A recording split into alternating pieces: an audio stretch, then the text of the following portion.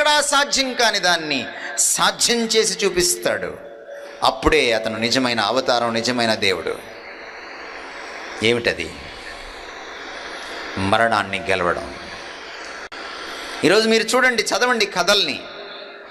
విక్రమార్కుడి కథే చదువుతారో, లేకపోతే అలెగ్జాండర్ కథే చదువుతారో, లేక ఏ అవతార పురుషుడి కథే చదువుతారో, ఏ గురువు గారి కథే చదువుతారో, బాబా గారి కథే చదువుతారో, ఓ భగవాన్ కథే చదువుతారో, మీ ఇష్టం. ఒక్కడిని చూపించండి మరణం గెలిచినవాడిని, ఒక్కడిని. నేను ఈ పని నుంచి సన్యాసం పుచ్చుకుంటా.